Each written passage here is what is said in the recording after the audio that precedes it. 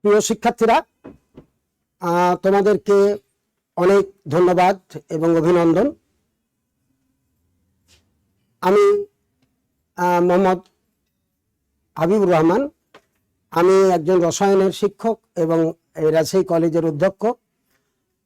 তোমাদের ভর্তি হওয়ার পর তোমাদের এই সাথে আমার এই প্রথম ক্লাস।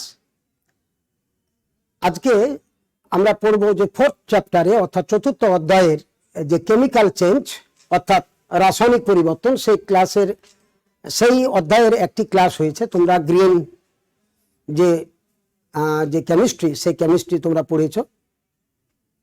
আমরা আজকে যে বিষয়টা দেখব সেটা হলো যে রিয়াকশন ডিরেকশন অর্থাৎ রাসায়নিক যে বিক্রিয়া, সে বিক্রিয়ার দিক দেখব এবং রেট অফ রিয়াকশন আমরা দেখব, যেটাকে বলি স্পিড অফ রিয়াকশন। আমরা এগুলো বলার আগে আমরা আমাদের যে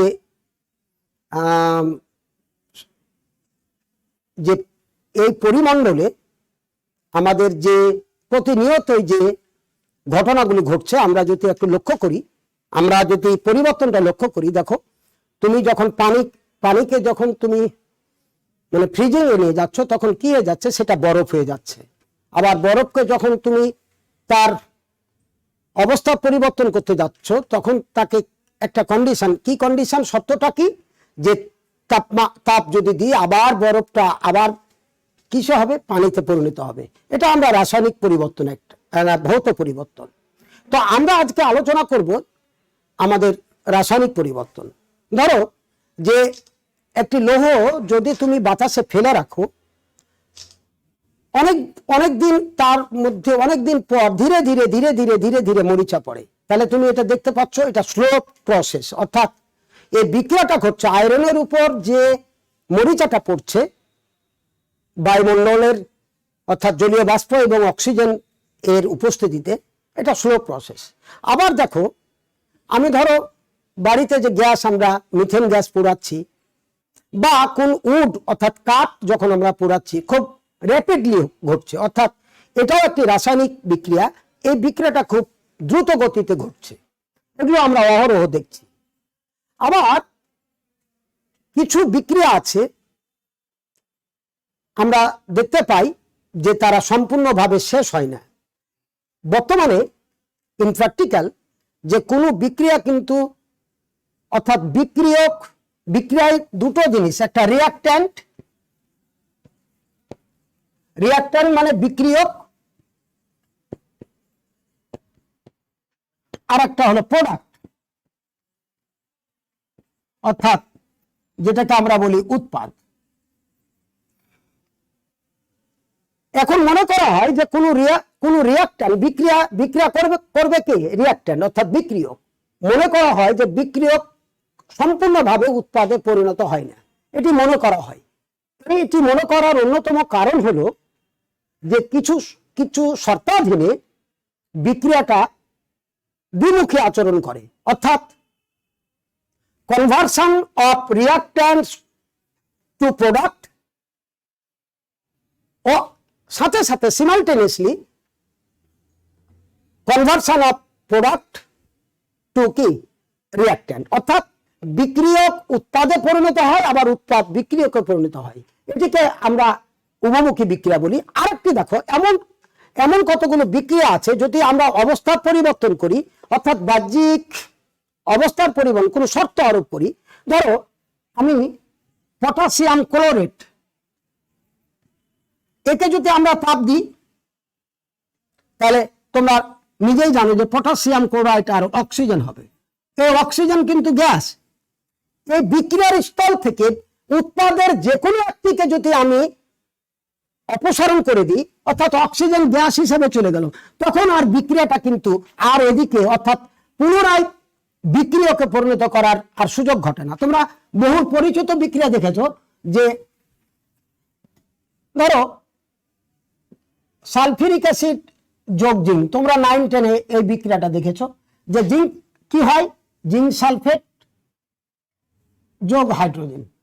এই হাইড্রোজেন গ্যাসটা যদি চলে যায় তাহলে আর জিঙ্ক সালফেট আর হাইড্রোজেন তো নেই, তাহলে আর বিক্রিয়াটা এদিকে আসে না।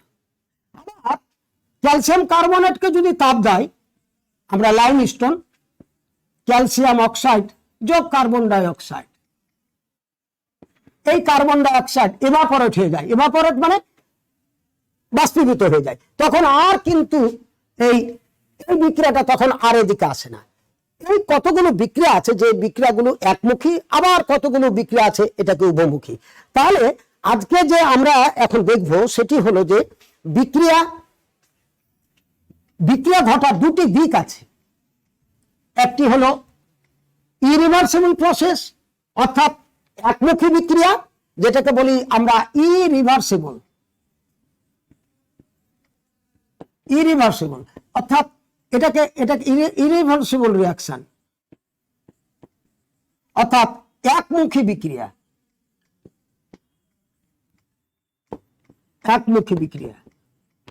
এই একমুখী বিক্রিয়া কাকে বলবো? যে যেখানে বিক্রিয়ক সম্পূর্ণভাবে উৎপাদে পরিণত হয়, যেখানে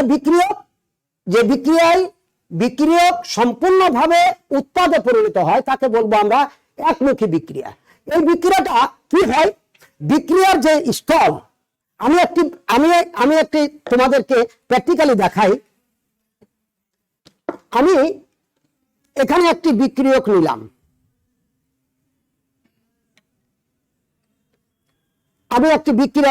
এখানে ধরো একটি, দেখছো তোমরা একবারে স্বচ্ছ বর্ণহীন একটি বিক্রিয়ক রিঅ্যাক্ট্যান্ট।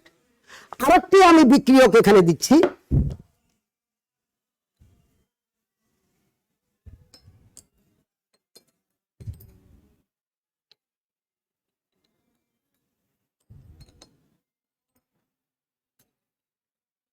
এবার দেখো কিন্তু আর স্বচ্ছ নেই, এবার হোয়াইট প্রেসিপিটেশন অর্থাৎ সাদা অর্ধক্ষেপ হয়ে গেছে।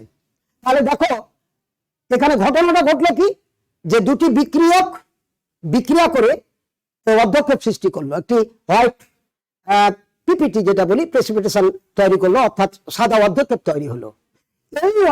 এইটা আমরা নিয়েছিলাম এখানে সোডিয়াম ক্লোরাইড, এখানে আমরা দিয়েছি সিলভার নাইট্রেট দ্রবণ, দিয়ে হয়েছে সিলভার ক্লোরাইড।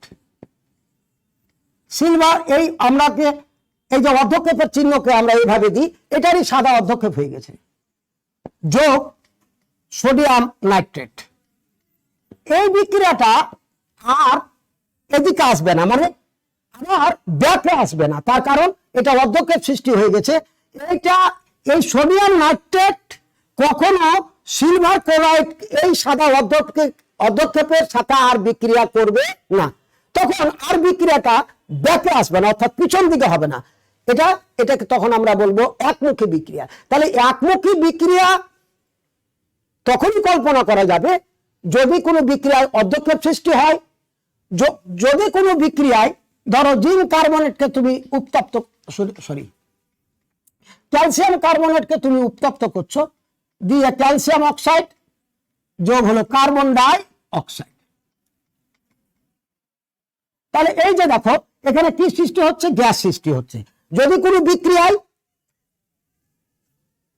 দ্রবণীয় বা অদ্রবণীয়, এটা হলো অদ্রবণীয় অর্ধক্ষেপ, সোডিয়াম নাইট্রেটে এটা অদ্রবণীয় অর্ধক্ষেপ, এই অর্ধক্ষেপ তৈরি হলো।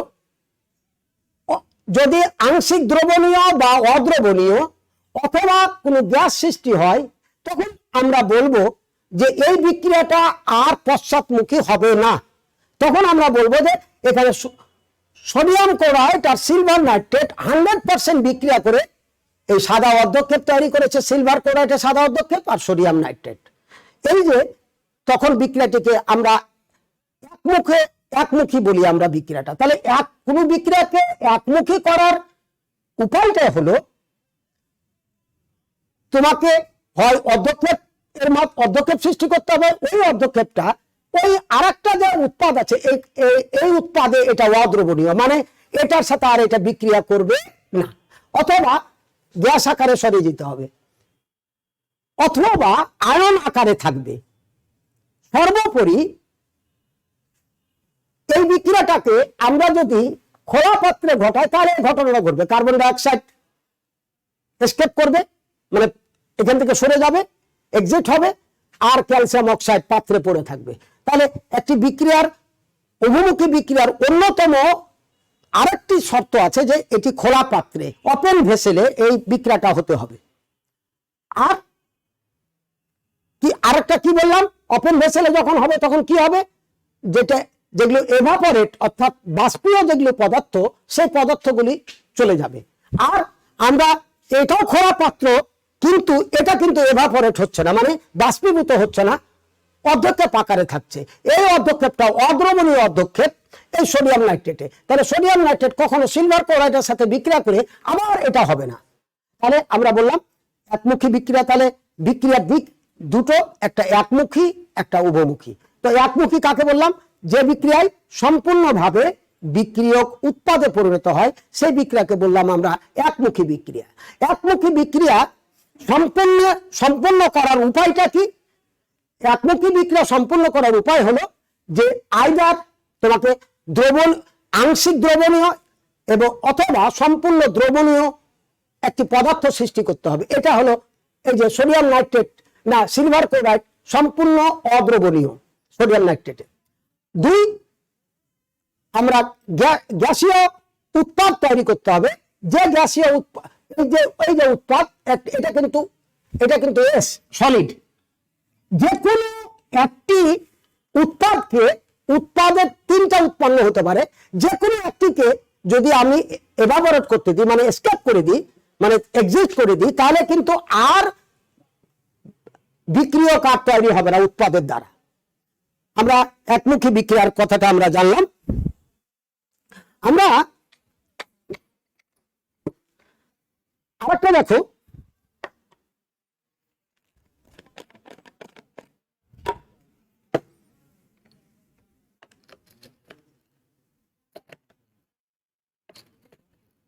আমরা এটা পরে দেখছি। আমরা এবার উভমুখী কথাটা আসি। তাহলে একমুখী বিক্রিয়ার শর্ত কি, যে তাকে হয় অধ্যক্ষেপ আকারে, বিক্রিয়কের যে কোনো একটিকে অধ্যক্ষেপ আকারে একে অপসারিত করতে হবে, অথবা গ্যাসীয় আকারে, অথবা তার যে আয়ন আকারে থাকবে, সেই আয়নগুলো আর কোনো বিক্রিয়া যেন না করে। যেমন আয়ন আমরা বলি, তোমরা খুব পরিচিত বিক্রিয়া সোডিয়াম হাইড্রোক্সাইড যোগ HCl, অ্যাসিড আর ক্ষার বিক্রিয়া। তাহলে কি হবে, সোডিয়াম ক্লোরাইড অর্থাৎ সোডিয়াম আয়ন AQ যোগ ক্লোরাইড আয়ন AQ যোগ হলো ওয়াটার। এই বিক্রিয়াটা আর কিন্তু এদিকে আসবে না, এটা আয়ন আকারে থাকছে। এটার সাথে এটা বিক্রিয়া করে কখনো আর HCl আর সোডিয়াম হাইড্রোক্সাইড তৈরি হবে না। সোডিয়াম ক্লোরাইড এই পানির সাথে পানির দ্বারা সংযোজিত অবস্থায় থাকে, অর্থাৎ সোডিয়াম আয়নকে ঘিরে ফেলবে। পানির কয়টি অংশ? দুটি, একটা হাইড্রোজেন আয়ন, একটা হাইড্রোক্সাইড আয়ন। অর্থাৎ সোডিয়াম আয়নকে ঘিরে ফেলবে পানির হাইড্রোক্সাইড আয়ন, আবার ক্লোরাইড আয়নকে ঘিরে ফেলবে এই পানির দুটি প্রান্ত আছে। এই যে এই প্রান্ত দেখো এইভাবে, এটা পানি, এটা হলো মাইনাস, এটা প্লাস, এটা হলো প্লাস। তাহলে দেখো এই যে সোডিয়াম আয়নকে ঘিরে ফেলবে পানির কোন প্রান্ত? ঋণাত্মক প্রান্ত, অর্থাৎ এটার সাথে এটা লাগবে, আবার এটার সাথে এটা লাগবে, মানে পানির সাথে সংযোজিত অবস্থায় থাকবে। কখনোই এই বিক্রিয়াটা আবার বিক্রিয়কে কখনো কাম ব্যাক করবে না, অর্থাৎ পশ্চাৎমুখী হবে না, এটা সব সময় হবে সম্মুখমুখী। তাহলে আমরা একমুখী বিক্রিয়া সম্বন্ধে আমরা জানলাম। এবার আমরা আসি উভমুখী বিক্রিয়া।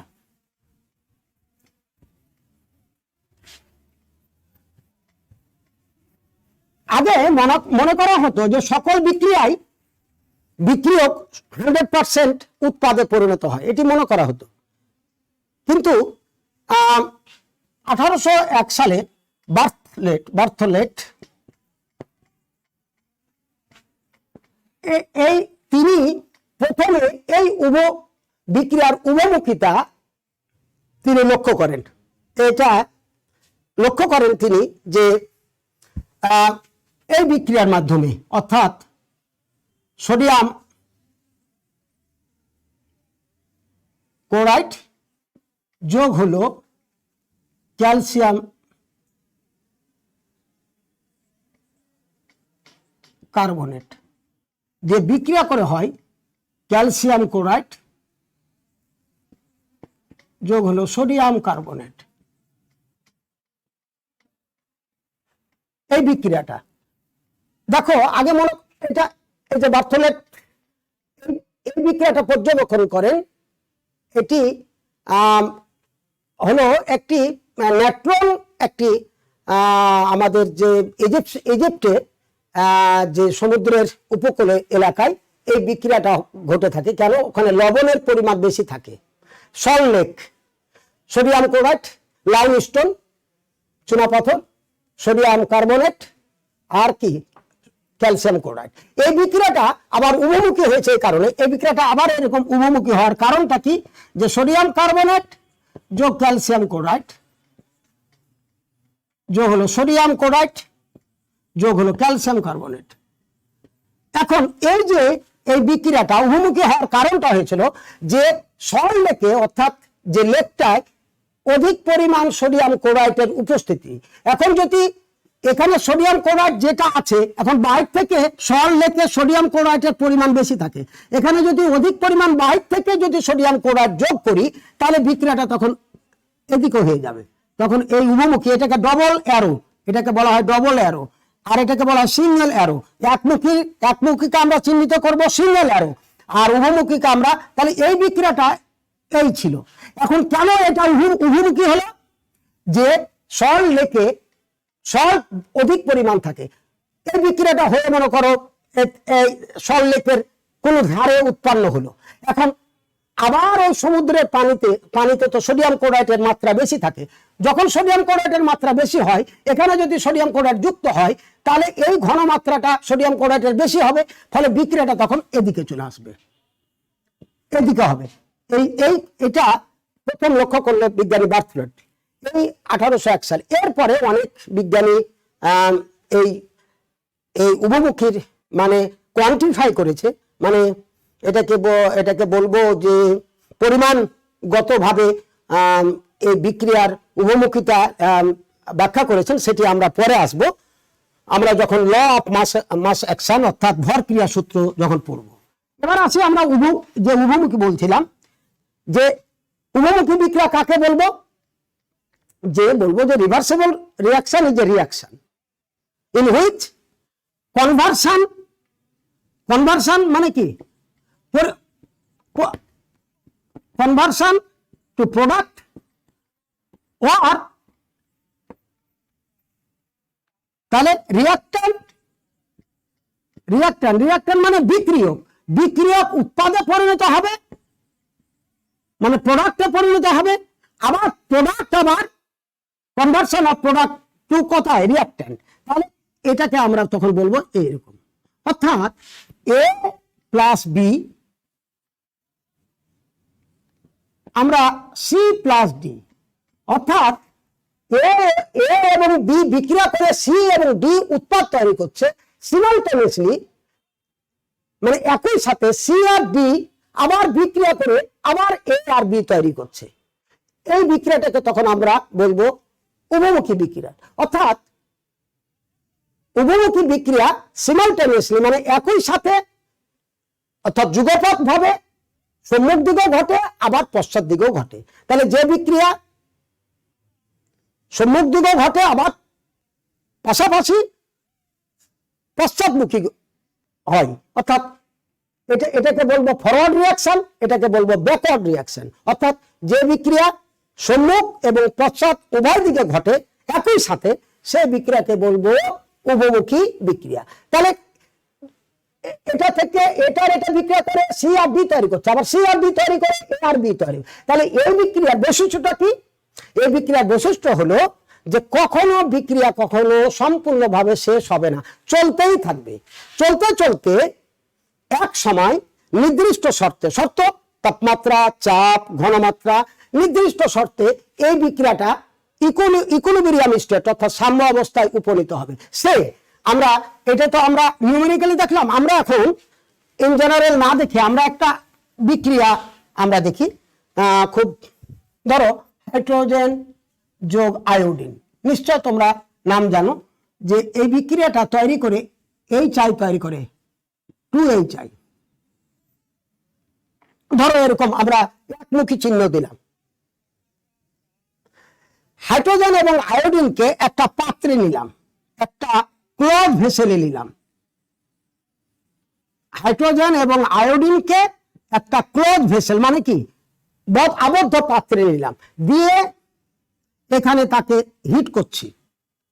হিট করলে 450 ডিগ্রি সেন্টিগ্রেড তাপমাত্রা যাওয়ার পূর্ব মুহূর্ত পর্যন্ত, ভালো করে শোনো, যে একটি আবদ্ধ পাত্রে হাইড্রোজেন আর আয়োডিন নিলাম, নিয়ে আমরা একে ধীরে ধীরে তাপ দিতে থাকলাম।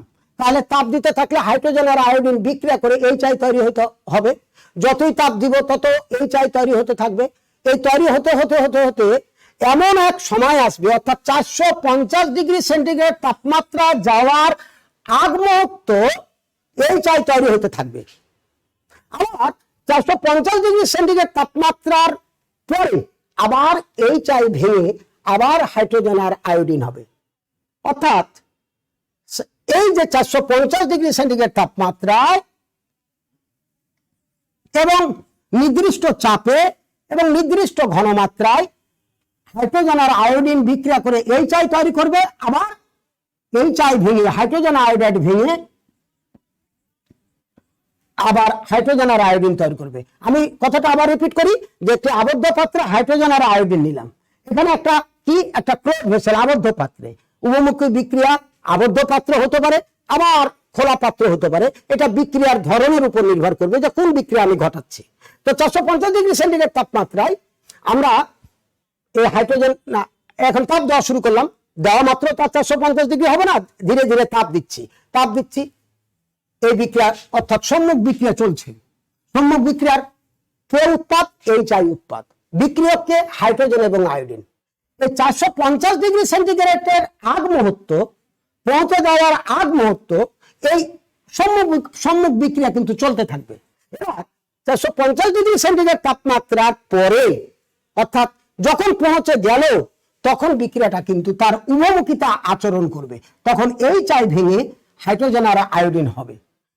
প্রিয় শিক্ষার্থীরা, তোমাদেরকে একটু বলে রাখি, এখানে কখনো হাইড্রোজেন আর আয়োডিন আর HI এগুলো কিন্তু ঘনমাত্রা কখনো সমান মনে করা হচ্ছে যে এটা আর এটা ভেঙে এটা আর এটা যোগ হয়ে HI তৈরি হচ্ছে, আবার HI ভেঙে হাইড্রোজেন আর, এখানে ঘনমাত্রা কোনো প্রশ্ন নেই। ঘনমাত্রা এই বিক্রিয়কের ঘনমাত্রা উৎপাদন ঘনমাত্রা ভিন্ন হতে পারে, কিন্তু রেট অফ রিঅ্যাকশন অর্থাৎ এটাকে বলছি আমরা সম্মুখমুখী আর এটাকে বলছি পশ্চাৎমুখী। রেট অফ ফরওয়ার্ড রিঅ্যাকশন অর্থাৎ সম্মুখ বিক্রিয়ার বেগ, রেট অফ ব্যাকওয়ার্ড রিঅ্যাকশন অর্থাৎ পশ্চাৎমুখী বেগ পরস্পর সমান হবে।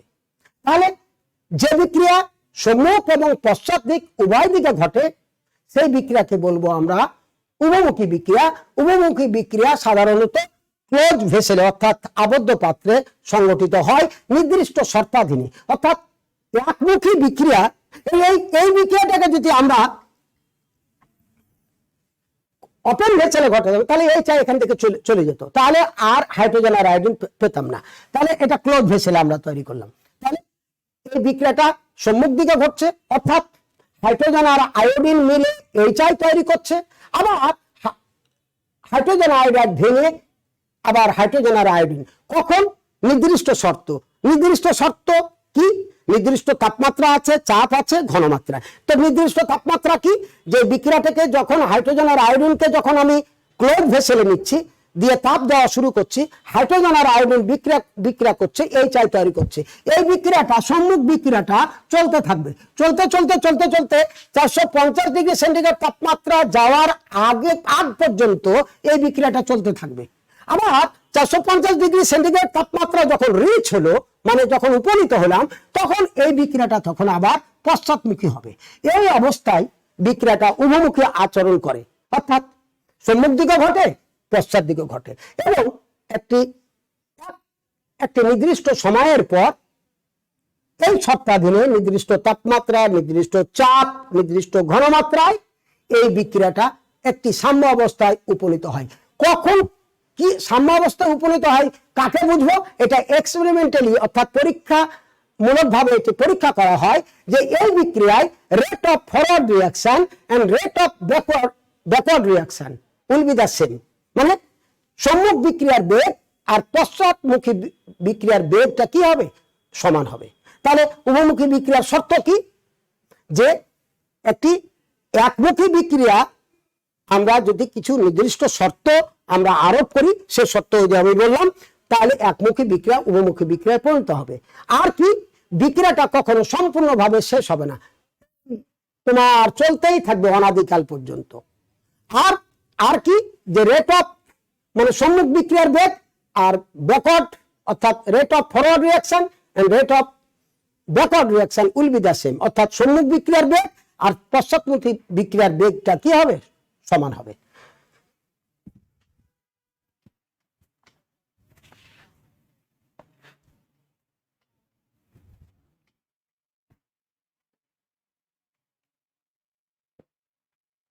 আমরা আরেকটা উভয়মুখী বিক্রিয়া আমরা দেখি, ধরো নাম শুনেছ, এটা কার্বনিক অ্যাসিড।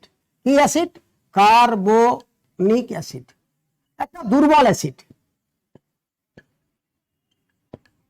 দুর্বল অ্যাসিড। আবার পানি কিন্তু অ্যাসিড হিসাবে কাজ করে, আবার ক্ষার হিসাবে কাজ করে। আমি হিরো, কার কাছে হিরো? আমার চাইতে যে দুর্বল তার কাছে হিরো। আবার আমি আবার জিরো, কার কাছে জিরো? যে আমার চাইতে হিরো। মানে শক্তির দিক দিয়ে আমি বলছি। তো এখানে কার্বনিক অ্যাসিড একটি দুর্বল অ্যাসিড, এটাও অ্যাসিড, কিন্তু এর কাছে সে ক্ষার হিসাবে আচরণ করে। কি হিসাবে? ক্ষার হিসাবে আচরণ করে। তো আরেনিয়াস মতবাদ অনুসারে, যারা প্রোটনীয় মতবাদ অনুসারে, যে এটাকে বলা হয় ব্রাউনস্টেড-লাউরি মতবাদ, তোমরা নিশ্চয়ই পড়েছো বা পড়বে, যে যারা প্রোটন দান করে, প্রোটন মানে H+, যারা প্রোটন দান করে তারা হলো অ্যাসিড। অর্থাৎ প্রোটন ডোনার, প্রোটন দান করবে। আর যারা প্রোটন গ্রহণ করবে, তাহলে অ্যাসিড হলো প্রোটন ডোনার, মানে প্রোটন কি করবে? দান করবে। আর ক্ষার কারা? এটা প্রোটনীয় মতবাদ। ক্ষার কারা? যারা প্রোটন অ্যাকসেপ্টর, অর্থাৎ প্রোটন কি করবে? প্রোটন অ্যাকসেপ্টর, অর্থাৎ প্রোটন গ্রহণ করবে। তো দেখো, এর তুলনায় এটা অ্যাসিড, তাহলে প্রোটন দান করবে, মানে H+ দান করবে। এই প্রোটনটা গ্রহণ করবে পানি। কেমন করে গ্রহণ করে? দেখো, এই যে পানি,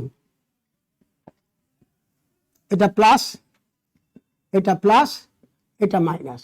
তাহলে এই যে প্রোটনটা এখানে আসবে, এটা প্লাস, এটা মাইনাস। অর্থাৎ কি হলো? তাহলে সম্মুখ বিক্রিয়াটা কি হলো? দেখো, সম্মুখ বিক্রিয়াটা আমি ধরলাম যে এটি একমুখী বিক্রিয়া, আমি এভাবে লিখলাম। তাহলে কি হবে? H3O+, H3O+, কয়টা 3 হলো? 1 2 3, H3O+। আর এর উপর কেন প্লাস দিলাম? যে ও যখন একে যখন গ্রহণ করবে, এখানে সন্নিবেশ বন্ধন গঠিত হবে। অর্থাৎ ও এই যে অক্সিজেন হাইড্রোজেনকে যখন গ্রহণ করে, তখন এরকম গ্রহণ করে, অর্থাৎ H+, এরকম সন্নিবেশ বন্ধন তৈরি হয়। তখন অক্সিজেনের উপর তখন চার্জ সৃষ্টি হয়, অর্থাৎ ঋণাত্মক চার্জের পরিমাণ হ্রাস পেয়ে যায়। এই জন্য দিলাম। এই আয়নটার নাম হলো হাইড্রোনিয়াম আয়ন। হাইড্রোনিয়াম আয়ন যোগ, তাহলে এখান থেকে একটা H+ চলে গেল, তাহলে থাকলো কি? একটা H, তাহলে HCO3। অর্থাৎ দুর্বল অ্যাসিড আর দুর্বল ক্ষার, দুর্বল অ্যাসিড দুর্বল ক্ষার, এটা দুর্বল ক্ষার। অর্থাৎ weak acid weak base, weak acid weak base. বিক্রিয়াটা হয় উভমুখী। সামনেরটা কি বিক্রিয়া? একমুখী বিক্রিয়া। কি তৈরি হলো? Hydronium ion. এই যে এখান থেকে একটা H+ আসলো, H চলে আসলো H+ হিসাবে। তোমরা জানো এই যে কার্বনিক অ্যাসিড ভেঙে যে কি দিবে? ভেঙে যে দিবে H+ যোগ হলো বাইকার্বনেট আয়ন। এই যে H+টা এখানে আসলো, H3 হলো O+। আর এই যে বাইকার্বনেট আয়ন থেকে গেল, এটা একমুখী হলো। এবার আবার এটা বিক্রিয়া করে, এবার দেখো ঘটনা কিভাবে হবে। এবার দেখো এটা কি আছে মাইনাস, তাহলে একটা H প্লাস তার দরকার।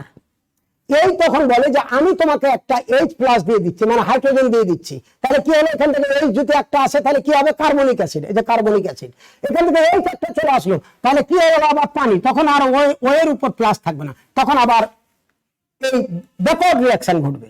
তাহলে উইক অ্যাসিড উইক বেজ এর বিক্রিয়াটা হয় উভমুখী বিক্রিয়া। তাহলে এখানে দেখো কে প্রোটন দান করছে, এই যে হাইড্রোনিয়াম আয়ন প্রোটন দান করছে, তাহলে এটা হলো ফের অ্যাসিড, এটা হলো অ্যাসিড। আবার এই প্রোটন গ্রহণ করছে, তাহলে এটা হলো তখন ক্ষার। এই প্রোটন দান করছে, তাহলে প্রোটন দান করলো মানে H প্লাস দান করলো, তাহলে দুটো হাইড্রোজেন থাকলো, তো পানি হয়ে গেল, আর ওর উপর প্লাস থাকবে না পানি। আর এই আবার একটা হাইড্রোজেন দিল, তাহলে H2CO3 আর মাইনাস থাকলো না, তাহলে কার্বনিক অ্যাসিড। এটা হলো ক্ষার। কেন, প্রোটন গ্রহণ করলো, এই প্রোটন ছাড়লো। তাহলে প্রিয় শিক্ষার্থীরা, আমরা দেখলাম যে উইক অ্যাসিড উইক বেজ এই বিক্রিয়াগুলো কি হয়, উভমুখী হয়।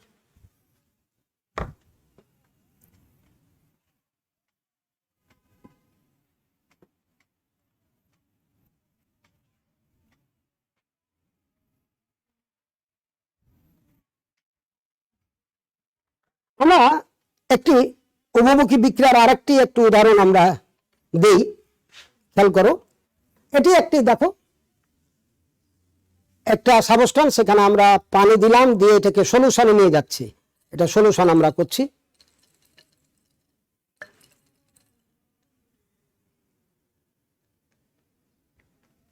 নিশ্চয়ই কালারটা দেখতে পাচ্ছ তোমরা। আমরা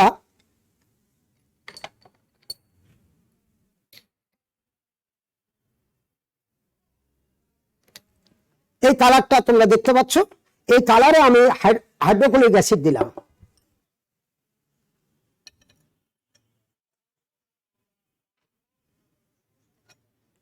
দেখো কালারলেস হয়ে গেল, এটা কিন্তু কালারলেস হয়ে গেল।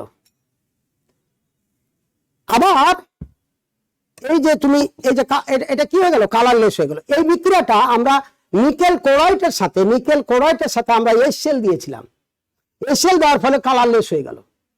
আবার যদি এখানে আমি অতিরিক্ত পানি যদি যোগ করি, পানি আমি যদি এখানে হবে না, তো তবুও চেষ্টা করি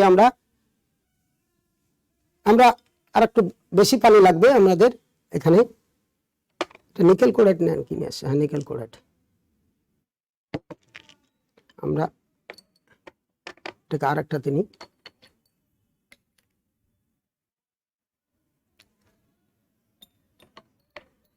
এটা তোমরা এই কালারটা দেখছো, এই কালারে যদি আমরা HCl দিয়ে দিই, এই কালার একটা পরিবর্তন দেখো, কি কালার, নিশ্চয় কালারটা দেখতে পাচ্ছ তোমরা, গ্রিন। আবার এটাকে যদি আমরা এখানে HCl দিই, তাহলে কালারটা কালারলেস হয়ে যাচ্ছে।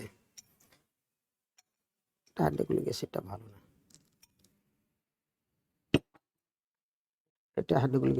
না, এটা কালারলেস হয়ে যাচ্ছে। এবার এই বিক্রিয়াটা কিন্তু উভমুখী বিক্রিয়া, নিকেল ক্লোরাইড আবার এখানে যদি আমরা পানি দেই, এই নিকেল ক্লোরাইডটা ভালো না। সরি প্রিয় শিক্ষার্থীরা, এই আমাদের এই রিয়েজেন্টের কারণের জন্য আমাদের এই পরীক্ষাটা আমরা দেখাতে পারলাম না। আমরা বাস্তবে একটা দেখালাম, আমরা পরবর্তীতে আমরা এটা দেখাবো। আমরা তাহলে দেখলাম একমুখী বিক্রিয়া, উভমুখী বিক্রিয়া। এবার আমরা যেটা আমরা দেখব যে রেট অফ রিঅ্যাকশন,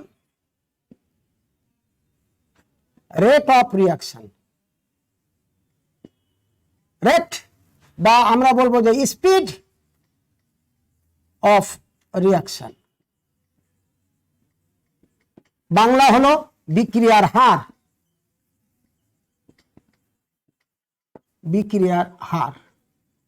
বা বিক্রিয়ার গতি বা বিক্রিয়ার বেগ, যেটাই বলো।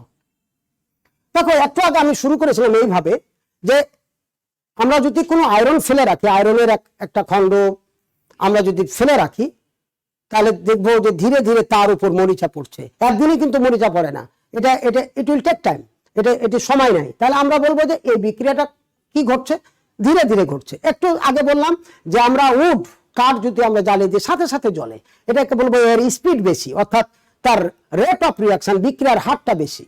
অর্থাৎ কোনো বিক্রিয়া আমরা দেখি যে খুব স্লোলি, আবার কোনো দেখি খুব ফাস্ট। মানে তাহলে বিক্রিয়া এটি আমরা তো সামনাসামনি দেখছি। এখন এখন আমরা যদি ল্যাবরেটরিতে সমস্ত বিক্রিয়া যদি আমরা পর্যবেক্ষণ করি, তাহলে আমাদেরকে যে টপিকটা জানতে হবে সেই টপিকটা হলো যে কেমিক্যাল কাইনেটিক্স। কেমিক্যাল কাইনেটিক্স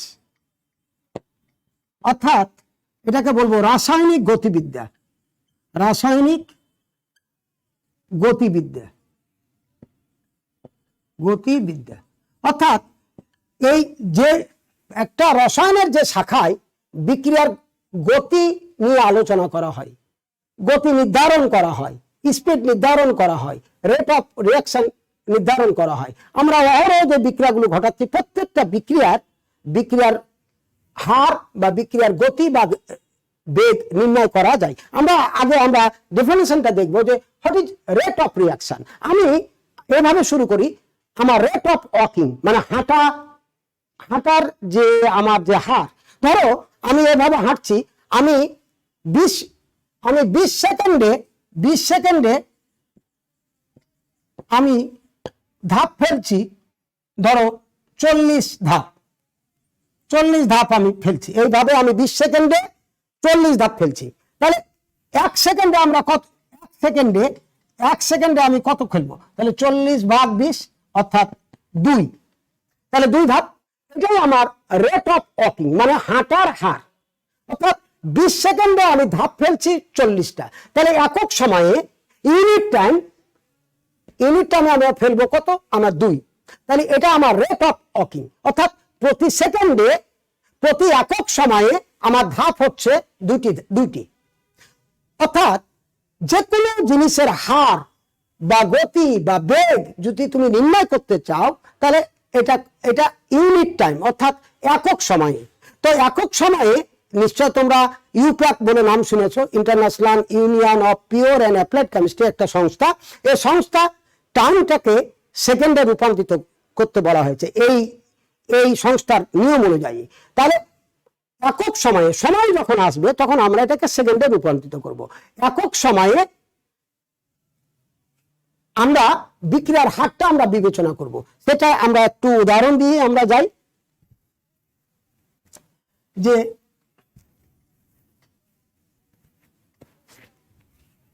তোমরা নিশ্চয় নাম শুনেছ, ধরো এ থেকে বি হচ্ছে, এ হলো একটি বিক্রিয়ার দুটি অংশ। আগে বললাম একটি বিক্রিয়ার দুটি অংশ, একটা রিঅ্যাক্ট্যান্ট, একটা প্রোডাক্ট, অর্থাৎ বিক্রিয়ক আর একটা হলো উৎপাদ। আমরা এই পাত্রে আমি এ নিলাম, দিয়ে আমরা এখন একে কোনো শর্ত আরোপ করলাম, তাপমাত্রা বা চাপ বা ঘনমাত্রার পরিবর্তন, যে কোনো একটা পরিবর্তন।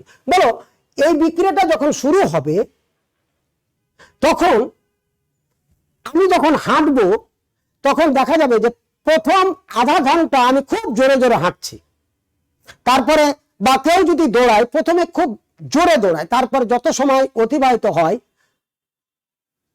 যে রেট অফ ওয়াকিং তার ধীরে ধীরে কিন্তু হ্রাস পায়, মানে তার শক্তিটা কমে যায়।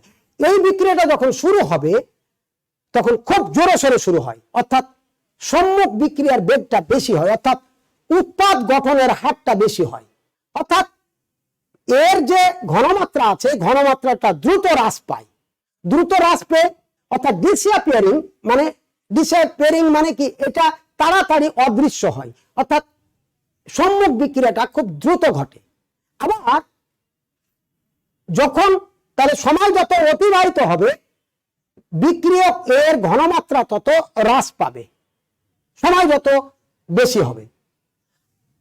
আবার সময় যত বেশি হবে উৎপাদের ঘনমাত্রা তত বৃদ্ধি পাবে। তাহলে দুটি কথা বললাম, যে একটি বিক্রিয়ার দুটি যে পার্ট, কি পার্ট? একটি বিক্রিয়ক, একটি উৎপাদ। আমি বিক্রিয়া শুরু করে দিলাম, একটা পাত্রে এ নিলাম, দিয়ে আর নির্দিষ্ট শর্ত আরোপ করলাম, ধরো তাপমাত্রা দিলাম, বিক্রিয়া শুরু হয়ে গেল।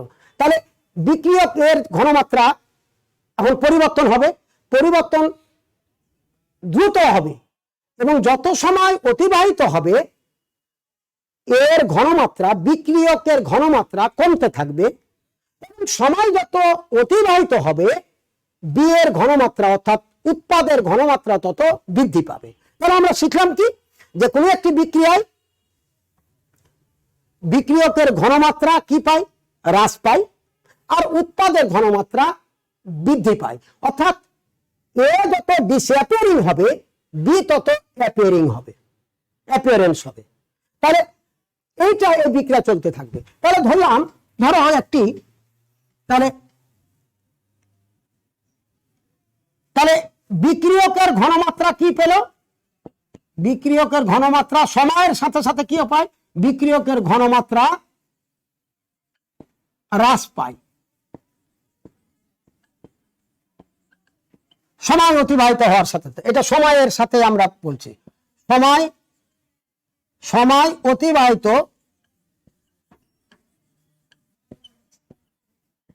হওয়ার সাথে সাথে,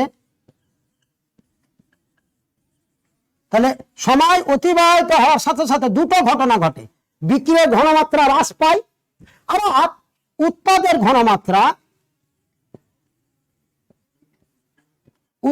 ঘনমাত্রা বৃদ্ধি পায়। এবার আমরা রেট অফ রিঅ্যাকশন কি তোমাকে আর মুখস্থ করতে হবে না। তাহলে আমরা সময় অতিবাহিত, সময়কে আমরা কিসে পরিণত করব, সেকেন্ডে, অর্থাৎ একক সময়ে। তাহলে একক সময়ে একটা বিক্রিয়া চলছে, আমরা যে কোনো মুহূর্তে বা আমরা মনে কর 5 মিনিট পর পর তার রেট অফ রিঅ্যাকশন আমরা নির্ণয় করছি, 5 মিনিট পর পর। তাহলে আমরা এটাকে বলা হয় ইনস্ট্যান্টলি, মানে সাথে সাথে যে বিক্রিয়া অতিবাহিত হচ্ছে 5 মিনিট পর পর এই বিক্রিয়ার। আর একটা আছে average velocity, average rate of reaction, অর্থাৎ এই পাঁচটা সময় নিলাম, ধরো 10 মিনিট পরে নিলাম, 15 মিনিট পরে নিলাম, 20 মিনিট পরে নিলাম, বিক্রিয়ার বেগ নির্ণয় করছি যে এর ঘনমাত্রা 10 মিনিট পর কতখানি পরিবর্তন হয়েছে, বা তারপরে আমি নিলাম 15 মিনিট পর কতখানি পরিবর্তন হয়েছে, বা তারপরে নিলাম 30 সেকেন্ডে, মিনিট বলছি সরি, প্রথম 10 সেকেন্ডে কতখানি পরিবর্তন হয়েছে, 15 সেকেন্ডে কতখানি পরিবর্তন হয়েছে, 30 সেকেন্ডে কতখানি পরিণত তার মানে ঘনমাত্রা হ্রাস পেয়েছে। বিক্রিয়কের ঘনমাত্রার পরিবর্তন মানে কি, হ্রাস। উৎপাদের ঘনমাত্রার পরিবর্তন মানে কি, বৃদ্ধি। এইগুলোকে আমরা নির্ণয় করে একটা অ্যাভারেজ মানে গড় নির্ণয় করি, এটাকে বলা হয় অ্যাভারেজ রেট অফ রিঅ্যাকশন। আমি এটা পরে আসছি। আর একটা বলছে যে ইনস্ট্যান্টলি, মানে যে কোনো মুহূর্তে, ধরো আমার 5 সেকেন্ড পরে, আবার দেখা যাচ্ছে 3 সেকেন্ড পরে, আবার দেখা যাচ্ছে তোমার 10 সেকেন্ড পরে, যে কোনো মুহূর্তের বেগটা আমরা নির্ণয় যখন করব এটাকে বলবো ইনস্ট্যান্টলি রেট অফ রিঅ্যাকশন। আমরা ওগুলো পরে আসছি। যেটা আমরা বলছি এখন, এটাকে বলছি average rate of reaction. Average rate of reaction, যে বিক্রিয়কের ঘনমাত্রা হ্রাস পায় সময় অতিবাহিত হওয়ার সাথে সাথে। অর্থাৎ একক সময়ে বিক্রিয়কের কতটুকু ঘনমাত্রা হ্রাস পেল, অথবা একক সময়ে উৎপাদের ঘনমাত্রা কতটুকু বৃদ্ধি পেল, সেটাই হলো রেট অফ রিঅ্যাকশন। এটাকে বলছি অ্যাভারেজ রেট অফ রিঅ্যাকশন।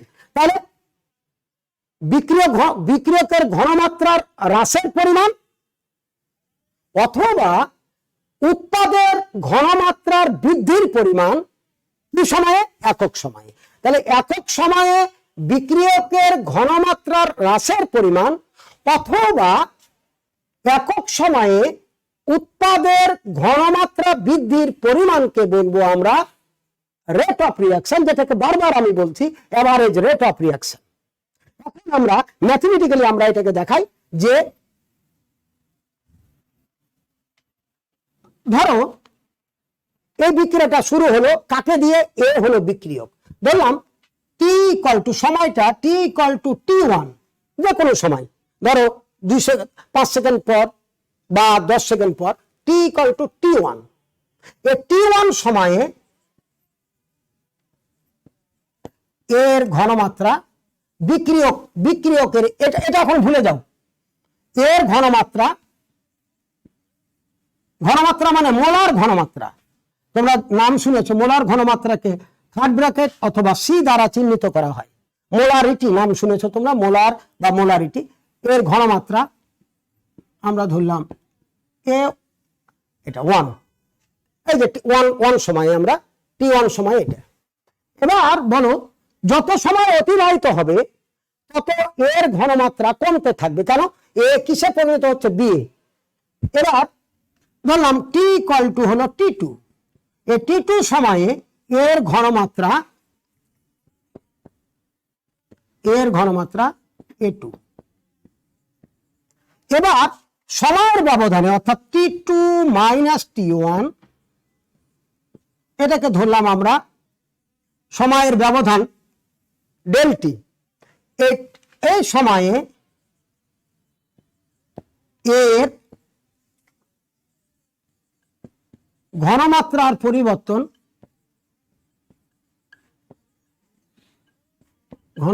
পরিবর্তন আমরা A2 - A1। অর্থাৎ এবার বলো তো কোন সময়টা বড়? প্রথম এটা হলো T = T1 মানে আরম্ভের কিছুক্ষণ পরে, আর এটা আমরা ধরলাম যত সময় অতিবাহিত, তাহলে এটা এই টাইমটা বড়, তাহলে T2 - T1, এই জন্য ΔT সময়ের ব্যবধান, সময় এর ঘনমাত্রার পরিবর্তন। তোমরা বলো যে প্রথমে তার ঘনমাত্রা বেশি থাকবে না T1 সময় ঘনমাত্রা বেশি থাকবে না T2 সময় ঘনমাত্রা বেশি? নিশ্চয়ই এই ঘনমাত্রাটা কম, এই ঘনমাত্রাটা কি বেশি। আমরা যেহেতু T2 থেকে এই সময়ের ব্যবধানের ঘনমাত্রা আমরা বিয়োগ করছি, এই জন্য A2 - A1 এটা হবে মাইনাস এটা। কেন মাইনাস হলো? যে এই ঘনমাত্রাটা ছোট, এই ঘনমাত্রাটা বড়, এর মানটা বড়, এই জন্য এটা থেকে যদি এটা বিয়োগ করি তাহলে একটা মাইনাস আসবে। কেন? এই ঘনমাত্রাটা বড়। আমরা মনে করো 2 - 4, তাহলে কি হবে -2। তো সেরকম এইটা, তাহলে A2 - A1 আমার ঘনমাত্রার পরিবর্তন হলো ΔA। এই মাইনাস দ্বারা আমরা বুঝাচ্ছি যে বিক্রিয়কের ঘনমাত্রা হ্রাস পায়। এই জন্য কখনো রেট অফ রিঅ্যাকশন, কখনো ইট ইজ অলওয়েজ পজিটিভ। এই মাইনাস দেখে বুঝবা না যে এটা rate of reaction is negative. এই নেগেটিভটা হলো যে বিক্রিয়কের ঘনমাত্রা যে হ্রাস পাচ্ছে সেটিকে বুঝাচ্ছি আমরা। তাহলে ΔT সময়ে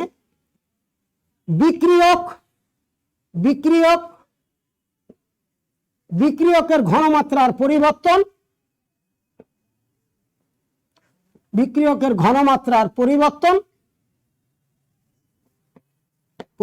হলো -ΔA। অতএব একক সময়ে এটা ΔT মান আছে, ধরো 20 সেকেন্ড সময়ে বিক্রিয়কের ঘনমাত্রার পরিবর্তন ΔA, বা 20 মিনিট পরে, মিনিটকে আমরা সেকেন্ডে পরিণত করতে পারবো। একক সময়ে বিক্রিয়কের ঘনমাত্রার পরিবর্তন ΔA ডিভাইডেড বাই ΔT। এই যে আমরা বললাম যে একক সময়ে ওই যে ΔT দ্বারা ভাগ করে দিলাম, তাহলে একক সময়ে বিক্রিয়কের ঘনমাত্রা হ্রাসের পরিমাণ, যেটা হ্রাসের পরিমাণ, পরিবর্তন বলতে হ্রাস, এই যে মাইনাস দ্বারা হ্রাস বোঝাচ্ছি। তাহলে একক সময়ে বিক্রিয়কের ঘনমাত্রার হ্রাসের পরিমাণকে বলবো বিক্রিয়ার হার। তাহলে গেল আমরা এটা বিক্রিয়কের সাথে তুলনা করে আমরা বিক্রিয়ার হার আমরা নির্ণয় করলাম যে একক সময়ে বিক্রিয়কের ঘনমাত্রার যে পরিবর্তনটা হচ্ছে, পরিবর্তনটা কিন্তু নেগেটিভ, মানে বিক্রিয়কের ঘনমাত্রা হ্রাস পাচ্ছে। তাহলে একক সময়ে বিক্রিয়কের ঘনমাত্রা হ্রাসের পরিমাণকে আমরা বললাম বিক্রিয়ার হার। এবার আমরা আসি জাস্ট এখানে, আমরা এখন উইথ রেসপেক্ট টু প্রোডাক্ট, মানে উৎপাদ বি এর সাথে তুলনা করে আমরা বিক্রিয়ার হারের আমরা সংজ্ঞা দেব। এর ঘনমাত্রা জাস্ট এখানে B1, আবার এখানে এ দিলাম, এটা B2 দিলাম, এবার এখানে এর জায়গায় আমরা বি এর দিলাম, এখানে জাস্ট আমরা চেঞ্জ করে দিলাম B2 মাইনাস B1। তাহলে দেখো প্রিয় শিক্ষার্থীরা, এটা সমান সমান হবে ডেল বি। এবার খেয়াল করো যে সময় যত অতিবাহিত হবে বিক্রিয়কের ঘনমাত্রা তত কমবে, বি এর ঘনমাত্রা তত বাড়বে, মানে উৎপাদের ঘনমাত্রা বাড়বে। এখন বিক্রিয়ার হারটা আমরা হারের সংজ্ঞা দিব উইথ রেসপেক্ট টু প্রোডাক্ট, মানে বি এর সাথে তুলনা করে। তাহলে এবার বলো যে বিক্রিয়া শুরুর ধরো 5 মিনিট পর, 5 মিনিটকে সেকেন্ডে পর্যন্ত, তাহলে 300 সেকেন্ড। তাহলে আমরা বিক্রিয়া শুরু 5 মিনিট পর বি এর ঘনমাত্রা ছিল এইটা। এবার 10 মিনিট পর বিক্রিয়কের ঘনমাত্রা কমবে, আবার উৎপাদের ঘনমাত্রা বাড়বে। যত সময় অতিবাহিত হবে এ তত বি এ পরিণত হবে। তাহলে এখন বলো যে প্রথমে বিক্রিয়ক মানে বিক্রিয়া শুরুর প্রথম পর্যায়ে বি এর যা ঘনমাত্রা ছিল, যত সময় অতিবাহিত হবে বি এর ঘনমাত্রা বাড়বে। তাহলে B1 বড় না B2 বড়? তাহলে নিশ্চয় প্রিয় শিক্ষার্থীরা B2 বড়, কারণ যত সময় অতিবাহিত হবে বি এর ঘনমাত্রা বাড়বে, এ এর ঘনমাত্রা কমবে। তাহলে T1 সময় ধরো বিক্রিয়া শুরুর 5 মিনিট পর, মানে T1 ধরলাম 5 মিনিট পর ঘনমাত্রা এটা, এবার 10 মিনিট পর এটা, তাহলে এটা নিশ্চয় বড়। তাহলে B2 মাইনাস B, তাহলে এখানে আর কিন্তু মাইনাস আসবে না, এই যে পজিটিভ সাইন, কারণ উৎপাদের ঘনমাত্রা বৃদ্ধি পায়। এটা তাহলে কি হলো ডেল্টা টি সময়। তাহলে ডেল্টা টি সময়ে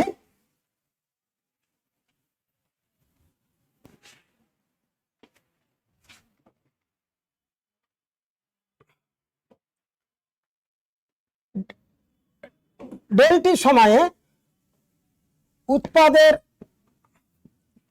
উৎপাদের ঘনমাত্রার বৃদ্ধির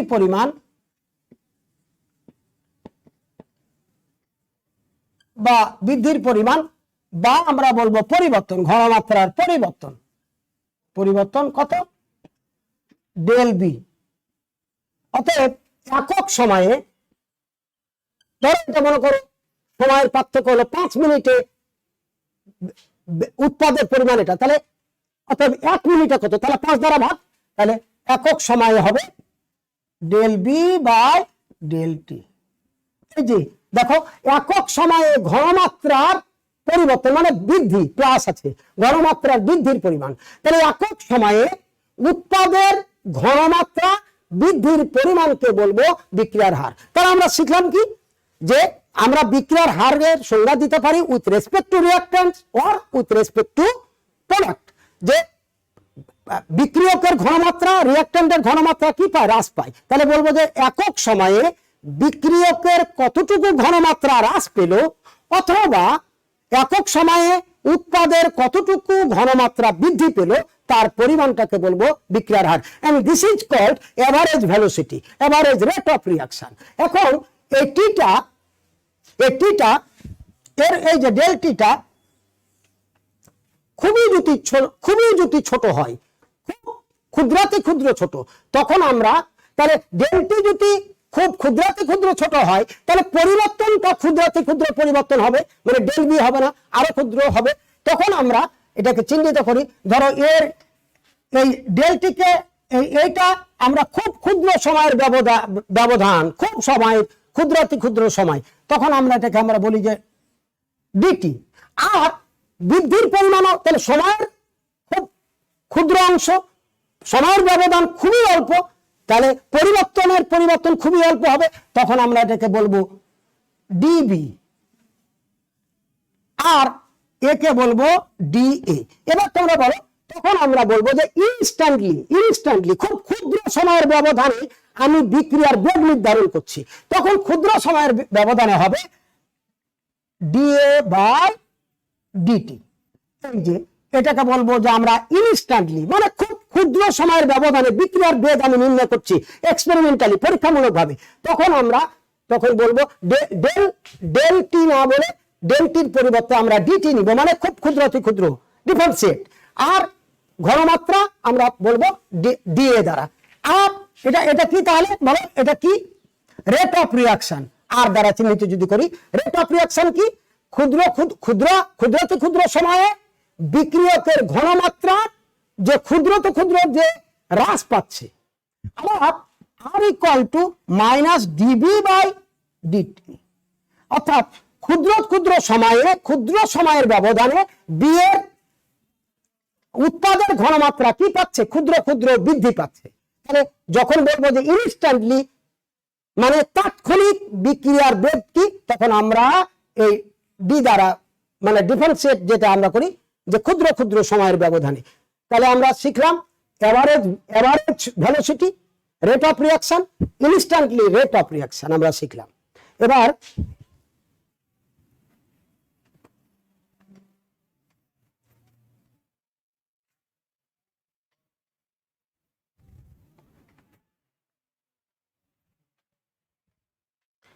আমরা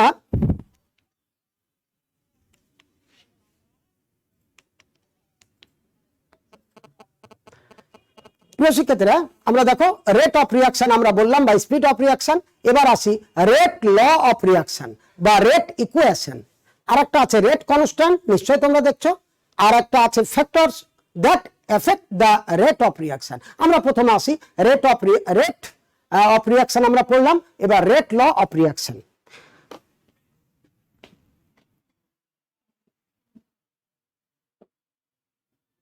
রেট ল অফ রিয়াকশন, এটাকে বাংলা বলবো বিক্রিয়ার হার সূত্র।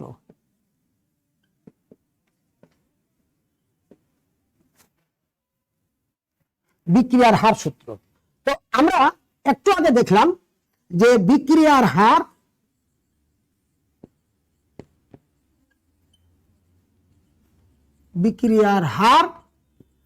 আর ইকুয়াল টু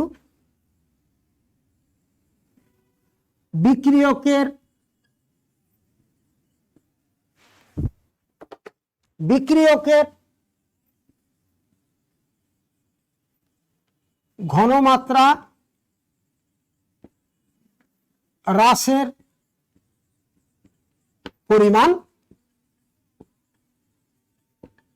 ডিভাইডেড বাই ওই যে বিক্রিয়কের ঘনমাত্রা হ্রাসের পরিমাণ, যে পরিমাণ হ্রাস পাচ্ছে যে সময়ের ব্যবধানে, সেই সময় দ্বারা আমরা ভাগ করব, অর্থাৎ ব্যয়িত সময়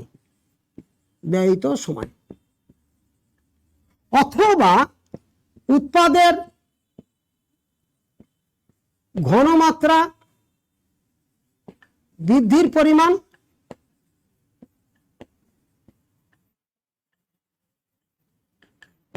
ডিভাইডেড বাই ব্যয়িত সময়। যে উৎপাদের ঘনমাত্রা কতটুকু বৃদ্ধি পাচ্ছে একক সময়ে, তাহলে সময় দ্বারা ভাগ ব্যয়িত সময়।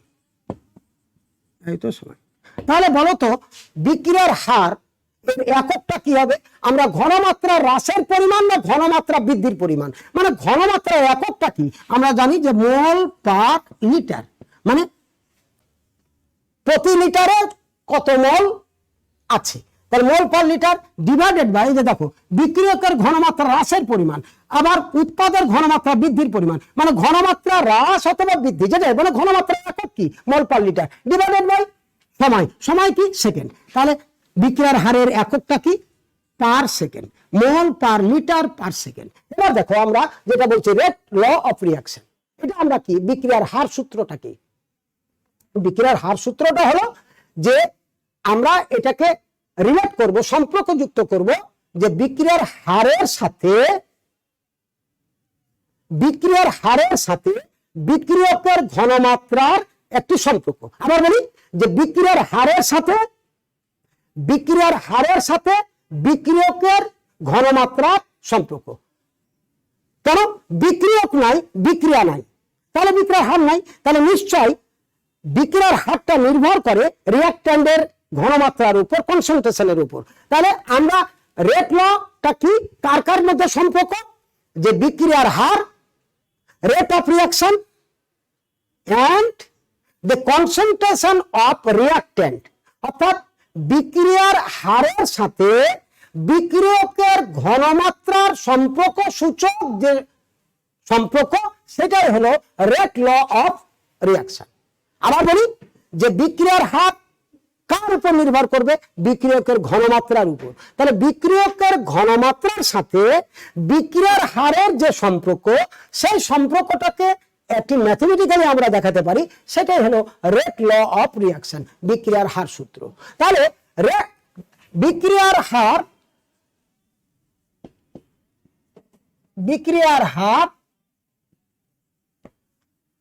অর্থাৎ আর প্রপোর্শনাল টু বিক্রিয়কের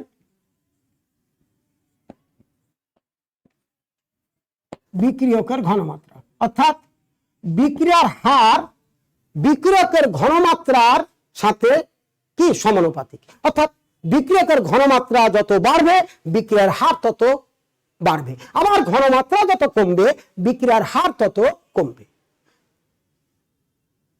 তাহলে যখন রিঅ্যাকট্যান্টের কনসেন্ট্রেশন অর্থাৎ বিক্রিয়কের ঘনমাত্রা কখন বেশি থাকে?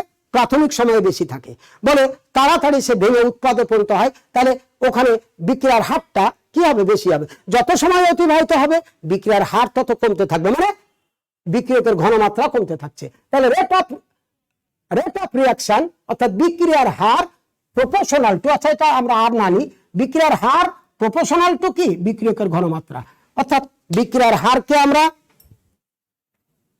বিক্রিয়কের ঘনমাত্রা, এখন আমরা এটা আসি, ধরো আমরা বিক্রিয়ক আমরা ধরলাম, ধরো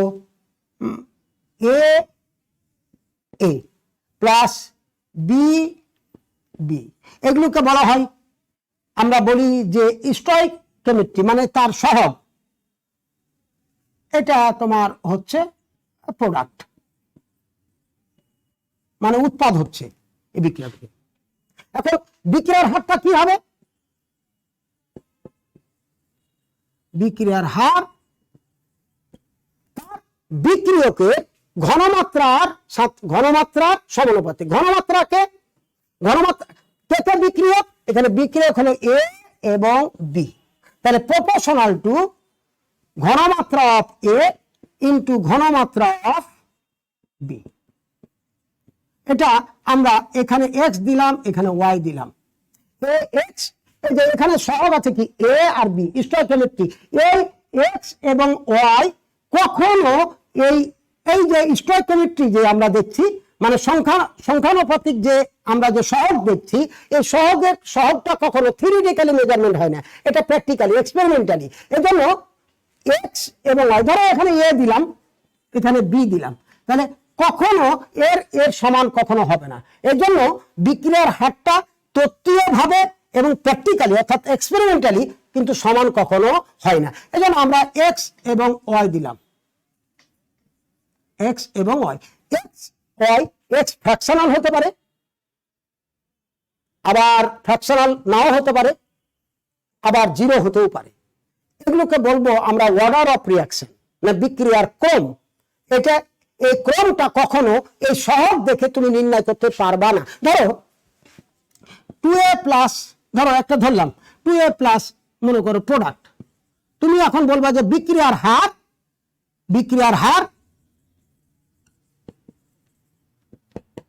হার প্রপোর্শনাল টু এ, এরকম ধর, তাহলে বিক্রিয়ার হার ক্রমটা হলো 2, কিন্তু এটা কিন্তু এক্সপেরিমেন্টে নির্ণয় করতে হবে, কারণ এই বিক্রিয়াটা যদি একাধিক ভাবে ঘটে, মানে খুব কমপ্লেক্স ভাবে যদি ঘটে, মানে এলিমেন্টারি যদি বিক্রিয়া হয়, মানে এক ধাপে ঘটে, কোনো ইন্টারমিডিয়েট থাকবে না।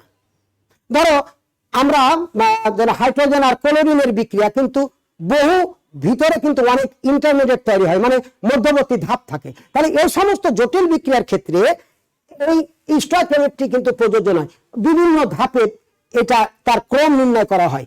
এখানেও যদি এই বিক্রিয়াটা যদি এক ধাপে ঘটে, তখন আমরা বলতে পারবো যে এই বিক্রিয়ার ক্রমটা হবে এই, কিন্তু যদি এই বিক্রিয়াটা যদি একাধিক ধাপে ঘটে, তখন কিন্তু ক্রম এই থিওরিটিক্যালি মেজারমেন্ট করা যায় না, তাকে কি এক্সপেরিমেন্টালি। সোজা কথা যে এক্স এবং ওয়াই অর্থাৎ এই যে সহগ, এর মানটা কখনো এর ক্রম কখনো বোঝায় না।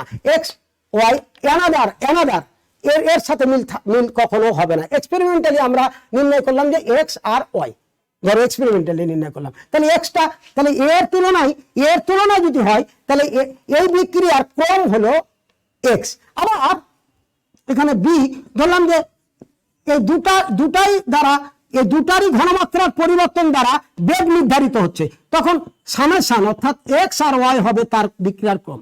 মানে কোন বিক্রিয়কের ঘনমাত্রার পরিবর্তন দ্বারা, এখানে তো দুটি বিক্রিয়ক আছে এ আর বি, এখন যদি একটি বিক্রিয়কের ঘনমাত্রার দ্বারা নির্ণয় করা হয় তাহলে বিক্রিয়ক ক্রম এক, দুটি বিক্রিয়কের ঘনমাত্রার পরিবর্তন যদি বলবো তাহলে বলবো এটি মানে দ্বি-আণবিক বিক্রিয়া। এগুলো তোমাদের সিলেবাসে নেই, এটা নিয়ে তোমাদেরকে আমি আর বিব্রত করছি না, আমরা এটা পরে দেখবো। তাহলে বিক্রিয়ার হার প্রপোর্শনাল টু এটা, অর্থাৎ এটাই হলো রেট ল অফ রিঅ্যাকশন, অর্থাৎ যে বিক্রিয়ার হার আর ইকুয়াল টু কে। এটা বহু কে কিন্তু তোমরা কেমিস্ট্রিতে পাবা, এটা স্মল কি, এই কে কে বলা হয় রেট কনস্ট্যান্ট বা বিক্রিয়ার হার ধ্রুবক, রেট কনস্ট্যান্ট, অর্থাৎ k equal to a x into b. আবার কিন্তু প্রিয় শিক্ষার্থীরা, আবার কিন্তু বলছি এখানে এক্স আর ওয়াই আমরা ধরে নিয়েছি যে এক্সপেরিমেন্টালি এর ক্রমটা হবে এক্স, এক্সপেরিমেন্টালি বি এর ক্রম হবে ওয়াই। কখনো এটার কিন্তু সমান কিন্তু নয়, বা বি এর এইটার কিন্তু সমান কিন্তু নয়। এর ক্রমটা নির্ণয় করা হয় এক্সপেরিমেন্টালি, মানে কি পরীক্ষার মাধ্যমে।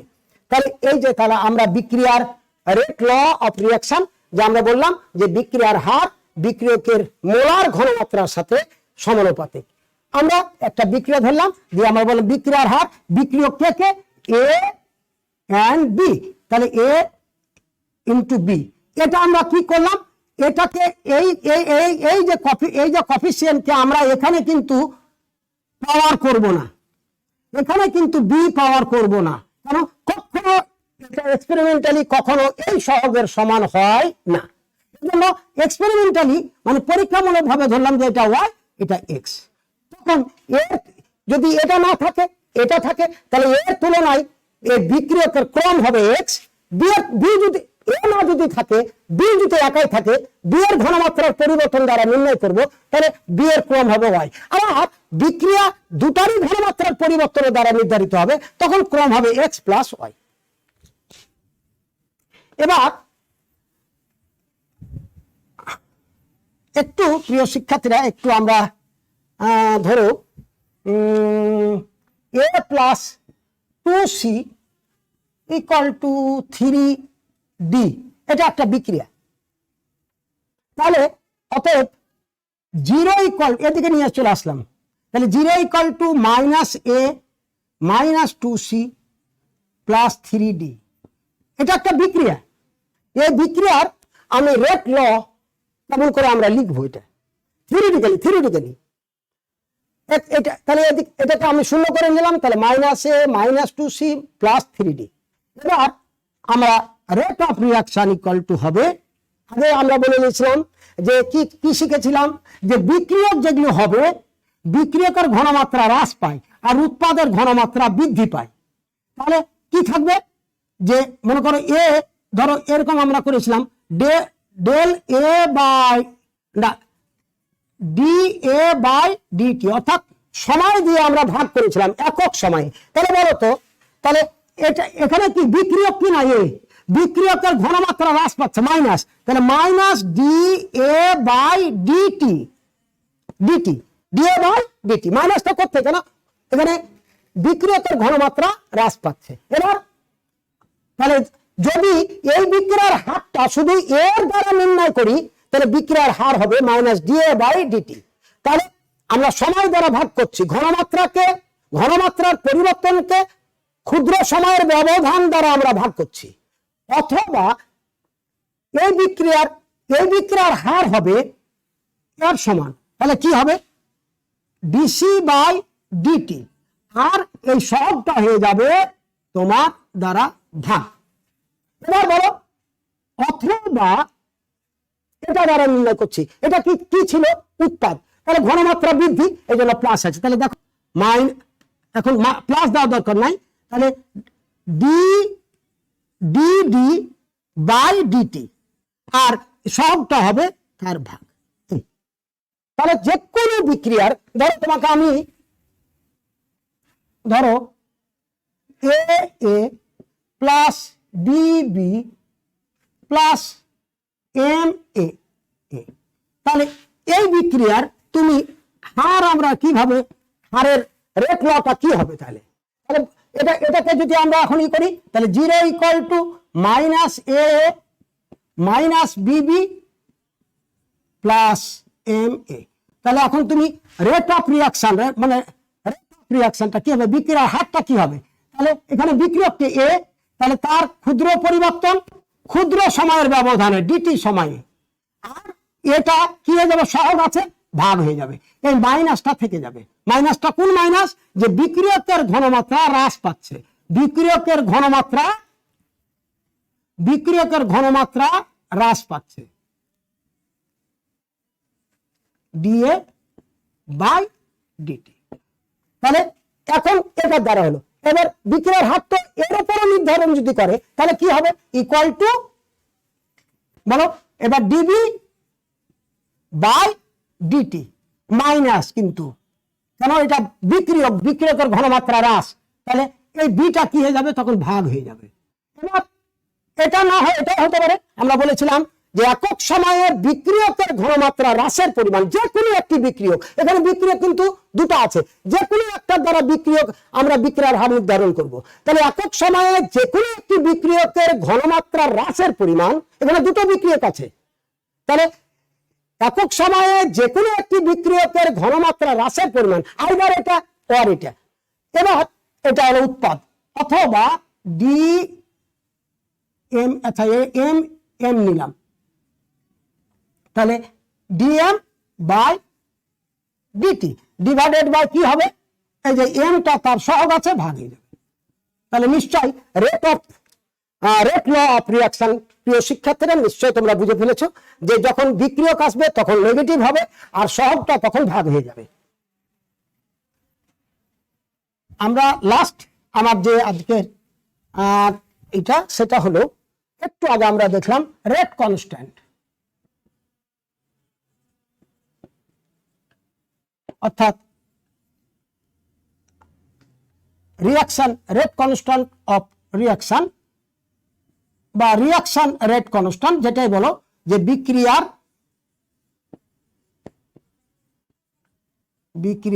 হার ধ্রুবক। একটু আগে দেখলাম যে বিক্রিয়ার হার, এই যে রেট ল থেকে আমরা দেখলাম যে বিক্রিয়ার হার প্রপোর্শনাল টু বিক্রিয়কের ঘনমাত্রা। বিক্রিয়কের কি ঘনমাত্রা? কোন ঘনমাত্রা? এটা বিক্রিয়ক। তাহলে বিক্রিয়ার হার বিক্রিয়কের মোলার ঘনমাত্রার সাথে কি সমানুপাতিক? আমরা একটু আগে দেখলাম যে ধরো আমরা এ প্লাস বিবি, আমরা ধরো উৎপাদ হলো 2C, তাহলে এখানে বিক্রিয়ককে এ, এখানে বিক্রিয়ককে বি। আমরা বিক্রিয়ার হারটা বিক্রিয়কের ঘনমাত্রার সাথে আমরা নির্ণয় করছি। তাহলে বিক্রিয়ার